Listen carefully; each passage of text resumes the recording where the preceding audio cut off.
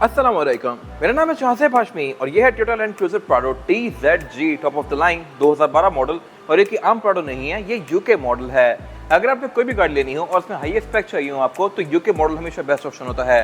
बेशक मर्सिडीज हो, BM हो या फिर ये गाड़ियाँ ही क्यों ना हो।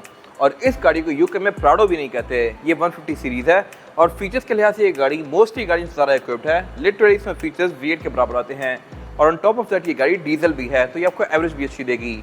डीजल गाड़ियाँ पाकिस्तान में ट्रेंड में आती जा रही हैं, बट ये गाड़ी इतना पहले से आ रही है और है भी काफ़ी अच्छा ऑप्शन। फिर प्राइस के लिहाज से भी ये गाड़ी जस्टिफाइबल है, इस तरह से कि इसकी डिमांड 2 करोड़ 10 लाख है। कंडीशन के लिहाज से ये गाड़ी इमैक्यूलेट है और फीचर्स के लिहाज से ये गाड़ी आम TZG से भी ज़्यादा इक्विप्ड है। ये सब मैं कवर करूंगा आगे जाके। फिलहाल जहाँ तक बात है डिटेल्स की, तो इसकी डिमांड 2 करोड़ 10 लाख है। ये इस्लामाबाद रजिस्टर्ड है और साइकिल मोटरस्पोर्ट के पास अवेलेबल है। अगर आपने इसके बारे में कोई इन्फॉर्मेशन लेनी है तो आप दिए गए नंबर्स पे कॉल कर सकते हैं या फिर आप साइकिल मोटरस्पोर्ट को विजिट कर सकते हैं, जो कि रावलपिंडी में DH2 क्रिकेट बैंक के ऑपोजिट लोकेटेड है। हमारी एक और ब्रांच भी है रावलपिंडी में मरी रोड पे। Overall it's a great SUV and today I am going to review it.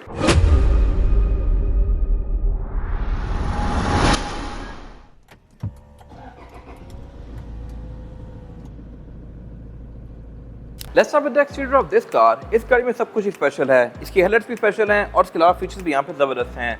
Headlights इस तरह से डिफरेंट है कि इनमें एक ब्लू सा शेड है। नॉर्मल गाड़ी में इतना ब्लू शेड नहीं होता, वो गाड़ियाँ बिल्कुल चीखती हुई सिल्वर होती हैं उनकी हेडलाइट्स, बट इसमें एक शेड है जो कि आपको फ्रंट से ही हेल्प करेगा डिस्टिंग्विश करने में कि ये गाड़ी कोई डिफरेंट है। फिर ये गाड़ी ब्लैक नहीं है, ये नेवी ब्लू है, बल्कि नेवी ब्लू से भी थोड़ा ज़्यादा ही डार्क है इसका ब्लू। देखने में वैसे गाड़ी ऑलमोस्ट ब्लैक ही लगती है, बट इसमें एक शेड है। फिर इसके अलावा इस टाइम पे फॉग लैंप वगैरह हेलोजन वाले आते थे। हेडलाइट इसमें प्रोजेक्शन लैंप के साथ है, बट जहाँ तक बात फीचर्स की तो इसमें हेडलाइट वॉशर दिए गए हैं, पार्किंग सेंसर्स हैं और इसके अलावा फ्रंट कैमरा भी है। वैसे 360 कैमरास इस एरा में मोस्टली गाड़ियों में नहीं आते थे, बट इसमें दिया गया है क्योंकि ये यूके वेरिएंट है। और इसमें साइड पे भी चीज़ें स्पेशल हैं, इस तरह से कि इसके जो साइड मिरर हैं ये पूरे ही क्रोम में हैं। वैसे गाड़ियों में ये बॉडी कलर में आते हैं। फिर इसके अलावा TZG के रिम भी डिफरेंट होते हैं एज कम्पेयर टू आम गाड़ियाँ। इसका डिज़ाइन डिफरेंट है और साइज़ वैसे आम गाड़ियों जितना ही है। फिर इसके अलावा इसमें जो ये डोर मोल्डिंग्स आती हैं ये भी डिफरेंट है एज कम्पेयर टू आम गाड़ियाँ। इस तरह से कि इनके आसपास ही ब्लैक कलर की आउटिंग दी गई है। वैसे आम प्राडो में ये मोल्डिंग आती ही नहीं है, इसमें एक ब्लैक पार्ट दिया गया है और उसके ऊपर क्रोम है। फिर इसके अलावा इस गाड़ी में हाइट कंट्रोल भी आता है, मोर ऑन दैट लेटर। और जहाँ तक बात है फीचर्स की, तो इसके साइड में रिट्रैक्टेबल हैं, एडजस्टेबल हैं और इसके अलावा इनमें 360 कैमरा सेटअप भी आता है। नीचे यहाँ पे कैमरा दिए गए हैं जो कि आपको इसका 360 व्यू देंगे और इसके अलावा इसमें स्मार्ट एंट्री भी फ्रंट दोनों ही डोर्स में आती है, यानी कि मैं इसको लॉक अनलॉक भी बाहर से कर सकता हूँ। फिर इसके अलावा जैसा कि मैंने बताया इसमें हाइट कंट्रोल है, तो इसको आप रेस और लोअर भी कर सकते हैं। ये चीज़ वैसे 200 सीरीज में आती थी, बट इसमें भी दी गई है टॉप ऑफ लाइन होने की वजह से। फिर इसमें कूल बॉक्स भी डेडिकेटेड प्रॉपर एक यूनिट है कूल बॉक्स का। और इसके अलावा इसमें रेयर पैसेंजर्स के लिए एयर वेंट्स भी दिए गए हैं और क्लाइमेट कंट्रोल की अलग से जोन दी गई है। ये प्राडो में 2021-22 तक भी नहीं आ रही थी, बट इस गाड़ी में ये डेडिकेटेड जोन इतना पहले दी गई थी। ये मैं कवर करूंगा आगे जाके। और एक क्योंकि फुली इक्विप्ड है तो इसमें सनरूफ भी आती है। फिर इसके अलावा रेयर विंडोज की प्राइवेसी वाली हैं। ये गाड़ी ऑल टाइम 4x4 है। इंजन इसमें 1KD है, यानी कि 3000 सीसी टर्बोचार्ज डीजल। वैसे इंजन जैसा कि इस एरा की मोस्टली गाड़ियों में आता था, और ये इंजन 3000 सीसी होता है। बाद में ये गाड़ियाँ 2800 सीसी डीजल आती हैं अभी भी, बट ये इंजन भी अपने एरा में काफ़ी ज़्यादा सक्सेसफुल था। फिर इसके अलावा इसमें ऑल व्हील डिस्क ब्रेक आती है। एंट्री और एग्जिट भी इसमें आसान है क्योंकि यहाँ पे प्रॉपर गैप हैंडल्स दिए गए हैं रेयर पैसेंजर्स के लिए। और TZG में साउंड सिस्टम भी ज़्यादा प्रीमियम आता है। और जहाँ तक बात है लुक्स की, तो प्राडो की इस शेप की ये फर्स्ट लुक है, यानी कि बिल्कुल प्री फेसलिफ्ट वर्जन। इसके बाद इस गाड़ी के 2 फेसलिफ्ट आए हैं और फिर जनरेशन ही चेंज हो गई। ये शेप 2012-13 तक की आई थी और उसके बाद इसमें लाइट्स डिफरेंट कर दी गई थी, जिनमें 2 सिल्वर वाले स्लॉट्स थे। खैर फीचर्स के लिहाज से ये गाड़ी भी अच्छी इक्विप्ड है। बैक पे इसमें पार्किंग सेंसर तो है ही, लेकिन इसमें टोइंग गियर अलग से दिया गया है क्योंकि यूके स्पेक वाली गाड़ी है। फिर इसके अलावा यहाँ पे एक और चीज़ भी डिफरेंट है, और ये है कि इसकी गाड़ी में कहीं भी प्राडो की वैल्यू नजर नहीं आएगी आपको। वैसे प्राडो में प्राडो यहाँ पे लिखा हुआ होता है या कहीं पे लिखा होता है, बट इसमें प्राडो कहीं भी मेंशन नहीं है। ये सिर्फ 150 सीरीज है यूके के लिए। बाकी इसके अलावा टेलगेट प्राडो में साइड हिंज आता है जो कि इस तरह से ओपन होगा लाइक दिस। और इसके अलावा ये गाड़ी 7 सीटर SUV है, तो इसमें थर्ड रो सीट्स भी आप इलेक्ट्रॉनिकली फोल्ड अनफोल्ड कर सकते हैं। यहाँ पे इसके बटन दिए गए हैं और ऑब्वियसली इसके सेकंड रो सीट्स भी फोल्डेबल हैं। बाकी यहाँ पे स्टोरेज कंपार्टमेंट्स दिए गए हैं। और प्राडो के बारे में एक बेस्ट चीज़ ये है कि इसकी विंडशील्ड को भी आप अलग से इस तरह से ओपन कर सकते हैं लाइक दिस। और एक और चीज़ यहाँ पे प्राडो में बेस्ट ये है कि इसमें वाइपर भी आता है, लेकिन ये हिडन है। हालांकि इस एरा की V8 और 300 सीरीज भी वाइपर यहाँ पे सामने सामने ऑफर करती है। तो प्राडो में इन्होंने नीटली इनकॉर्पोरेट किया था इसको, बट बड़ी और नई गाड़ी में क्यों नहीं किया, आई एम नॉट श्योर। खैर इस पे फिर बॉडी किट्स भी नहीं लगी हुई, तो इसकी लुक्स काफी डिसेंट सी आ रही हैं। आपको कौन सी लुक ज्यादा पसंद है, बॉडी किट्स के साथ या बॉडी किट के बगैर, कमेंट सेक्शन में मेंशन कीजिएगा। और अब अगर बात कीजिए इस गाड़ी के इंटीरियर की, तो ये बाकी यूके गाड़ियों की तरह ज़्यादा स्पेशल भी है और डिफरेंट भी है। डिफरेंट इस तरह से कि इसकी हेडलाइट्स की कंट्रोल फ्लिप्ड हैं। ये चीज़ मैंने जापानी गाड़ियों में या प्राडो वगैरह में पहली बार देखी है। इसमें लेफ्ट पैडल के कंट्रोल हैं, राइट पे वाइपर्स की कंट्रोल हैं। वैसे आपको ये चीज़ मर्सिडीज या बीएम में देखने को मिलती है, बट इस गाड़ी में भी है। प्राडो वगैरह लोग जापान से इसलिए मंगवाते हैं क्योंकि एक तो वो थोड़ी सस्ती पड़ती है और उसके अलावा लाइक मोस्टली गाड़ियाँ वहीं से आ रही होती है, तो लोग जापान की गाड़ी लेते हैं। बट इस गाड़ी के केस में ये प्राडो यूके से इम्पोर्ट हुई हुई है। खैर, स्टीयरिंग व्हील इसका ये लेदर स्टिच है और इसमें वुड की ट्रिम्स दी गई हैं। है ये मल्टीमीडिया वाला स्टीयरिंग और इसमें क्रूज कंट्रोल भी आता है। फिर इसके अलावा जैसा कि मैंने बताया, कंट्रोल्स फ्लिप्ड हैं और इसकी हेडलाइट्स ऑटोमेटिक भी हैं, यानी कि ये डे और नाइट को सेंस करके ऑटोमेटिकली ऑन और ऑफ होती हैं। मीटर में इसका लुक्स के लिहाज से वैसे ही है जैसे कि आम प्राडो का आता है, लेकिन ये भी यूनिक है इस तरह से इसकी स्पीड माइल पर आवर में है और इसके अलावा किलोमीटर पर आवर के लिए छोटा सा अलग से डायल दिया हुआ है। फिर इसका जो फ्यूल टैंक है ये भी डिफरेंट है, इस तरह से कि वैसे गाड़ियों में ये फुल या एंड पे होता है, लेकिन इस कार के केस में 1/1 या 1/2 या R रिजर्व है। 1/1 मतलब फुल और 1/2 मतलब हाफ और इसके अलावा R is equal to reserve. और इसके अलावा इसकी माइलेज भी आपको माइल्स में शो हो रही है। इसके अलावा फिर इसमें टायर टर्निंग रेडियस आता है और यहाँ पे गाड़ी की साइज स्टार्ट शो करवाएगी।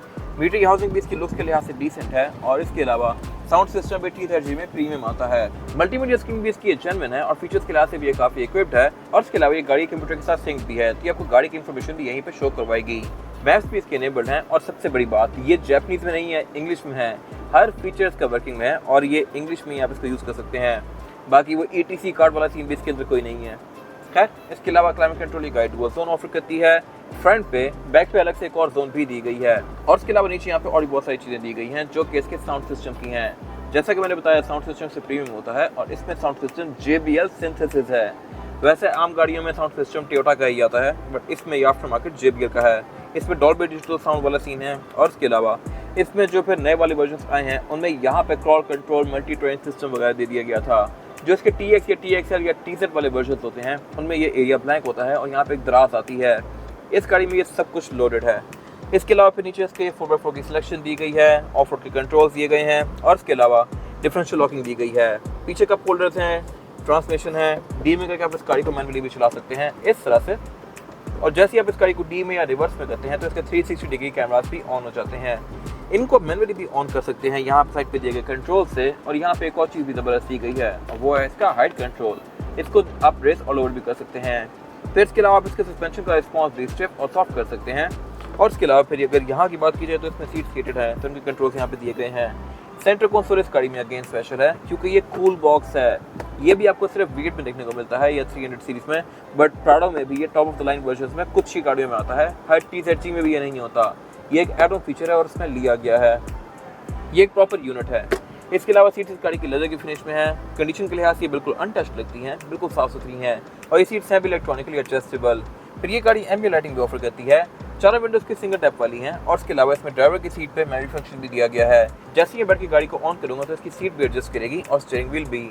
स्टीयरिंग व्हील इस गाड़ी का टिल्ट एंड टेलीस्कोपिक है और ये इलेक्ट्रॉनिकली एडजस्ट होता है। बाकी जहाँ तक बात है रूफ लाइनर की, तो ये इसका वाइट ही है। ये सनरूफ ऑफर करती है। ऊपर यहाँ पे सब कुछ नॉर्मल है, लेकिन एक चीज़ इसमें डिफरेंट है, ये है कि इसमें सनशेड भी आप इस तरह से एक्सटेंड कर सकते हैं। अगर आपको साइड से धूप आ रही है तो आप इस हद तक इसको एक्सटेंड करके धूप से बच सकते हैं। या फिर फ्रंट पे भी अगर आपको एक्स्ट्रा धूप आ रही है रेडमी मिरर के ऊपर से, तो इसको एक्सटेंड करके आप वो जगह कवर कर सकते हैं। तो इसी तरह ये भी एक्सटेंड करके मैं पूरा फ्रंट का एरिया ब्लॉक कर सकता हूँ, धूप ज़रा सी भी नहीं आएगी।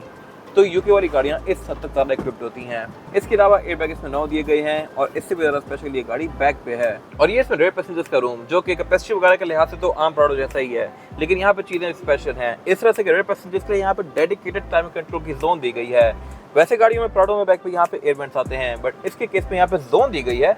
एयरवेंट इसमें यहाँ ऊपर दिए गए हैं V8 की तरह और ये हवा भी यहाँ पे बड़ी परफेक्ट थ्रो करते हैं।